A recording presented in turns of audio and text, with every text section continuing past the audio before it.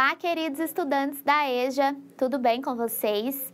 Aqui quem fala é a professora Luara e nós vamos para mais uma aula de matemática. Hoje, então, na nossa unidade 3, continuando, nós vamos então trabalhar com o objeto de conhecimento de circunferência.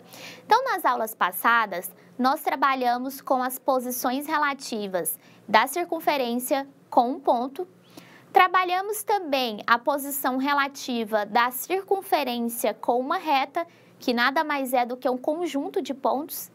E hoje nós vamos trabalhar com a posição relativa de uma circunferência com outra circunferência. Então, quando elas podem se tocar, quando elas podem ser externas, sem ter ponto nenhum em comum, e quando uma circunferência está dentro da outra. O que a gente pode tirar disso? Acompanha comigo então aí na tela. Vamos então ver as posições relativas entre duas circunferências. No estudo analítico da circunferência, os elementos raio, diâmetro e centro da circunferência são fundamentais para conclusões de diversos problemas e para a determinação da equação que define essa nossa forma geométrica tão importante. E, inclusive, nós vimos nas nossas aulas quais são esses elementos da nossa circunferência, não foi? A gente viu, então, que o raio é exatamente a distância do nosso centro a um ponto pertencente à minha circunferência. Vimos também o que é o diâmetro, que é o dobro do nosso raio, e ele vai partir, então, de um ponto que pertence à minha circunferência, vai passar pelo centro e terminar em outro ponto que pertence à minha circunferência.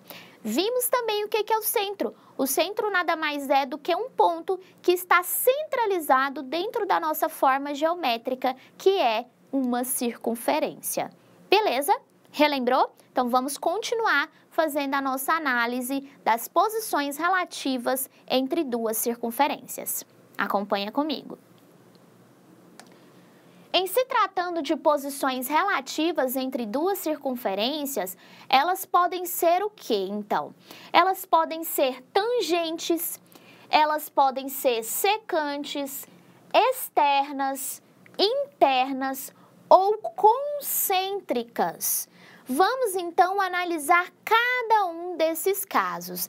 Inclusive, vocês já ouviram falar de algumas dessas nomenclaturas nas outras posições que a gente viu nas aulas passadas. A gente viu, então, tangente, que era tocar em um único ponto. Nós vimos também a secante, que era tocar em dois pontos. Vimos também externa, quando não tem nenhum ponto em comum. Até esse momento foi o que nós vimos nas outras posições relativas. Agora está aumentando outras, né? Nós temos aí as internas e as concêntricas nessa, então, relação entre duas circunferências. Vamos agora analisar cada uma delas. Acompanha comigo. Começando, então, com as circunferências que são tangentes. Elas serão, em primeiro lugar, primeira característica, tangentes que são externas. Duas circunferências, então, serão tangentes internas quando possuem somente um ponto comum e uma exterior à outra. A condição para que isso ocorra é que a distância entre o centro das duas circunferências seja equivalente à soma das medidas de seus raios. Gente, então vocês vão arrumar aí no material de vocês que está externas, mas o nosso texto está trazendo internas, tá? Vocês podem arrumar aí no material do EJA de vocês. Vamos então analisar isso em relação ao gráfico, né? Entender o que ele está dizendo quando nós temos tangentes internas entre si ou tangentes externas, tá? O desenho que eu trouxe para vocês é um exemplo de tangentes que são externas. Isso fica claro quando a gente coloca a ideia na nossa cabeça, né? Primeiro, o que são tangentes? É quando elas vão se tocar em um único ponto, ok? Então, vão ser tangentes externas quando uma está do lado de fora da outra e se tocando em apenas um ponto. Quando elas serão tangentes internas? É quando uma está dentro da outra e elas estão se tocando também em um único ponto. Só para vocês terem a ideia no âmbito geral. Tranquilo? Então, vamos ver aí isso no gráfico. Então, temos aí as nossas tangentes externas. Vejam, então, que elas estão tocando em um único ponto, ok? E a distância, então, entre o centro da minha primeira circunferência, que é o O1, e a segunda circunferência, que seria o O2, vai ser exatamente a soma do raio da primeira com o raio da segunda. E isso fica claro quando a gente vê no gráfico, né? O raio, então, é a distância do centro até a minha circunferência e aqui também, do centro até o ponto da minha circunferência. E esse ponto é exatamente o ponto que elas têm em comum. Portanto, nesse caso das tangentes externas, a distância entre os seus dois centros será exatamente representada pela soma dos seus dois raios. Tranquilo, né, pessoal? Quando a gente pensa nessa ideia das tangentes serem externas e a gente lê aquele texto, a gente fica imaginando, né? Como é que seria, então, o cálculo da distância entre os seus centros?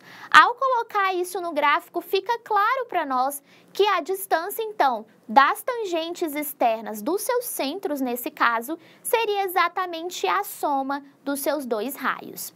Fechou? Então, agora vamos ver as tangentes internas. Acompanha comigo. Tangentes internas, eu tenho duas circunferências, elas são tangentes internas quando elas possuem apenas um ponto em comum e uma está dentro da outra, ou seja, uma está no interior da outra.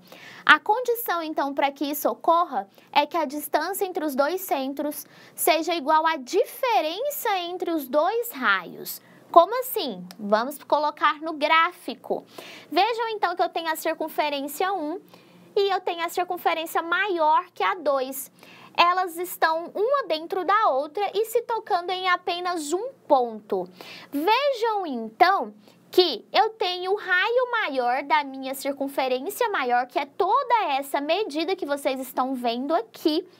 E eu tenho a medida do raio menor, que vai partir, então, aqui do centro da circunferência menor até o ponto que é o ponto de tangência.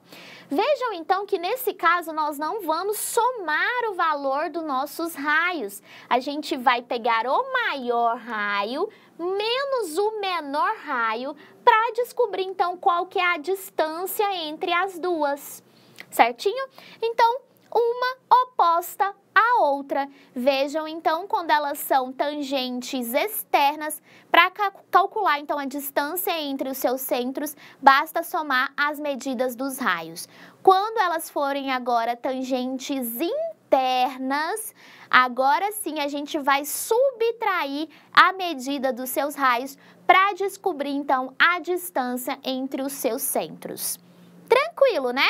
Então, um é somar e o outro é subtrair a medida dos raios. Fechou, pessoal? Vocês conseguiram compreender? Vejam, então, que nós passamos por todas as posições relativas da circunferência com ponto, da circunferência com a reta e agora entre duas circunferências. Compreenderam? Então, por hoje é isso. Muito obrigada e até a nossa próxima aula de matemática. Tchau, tchau!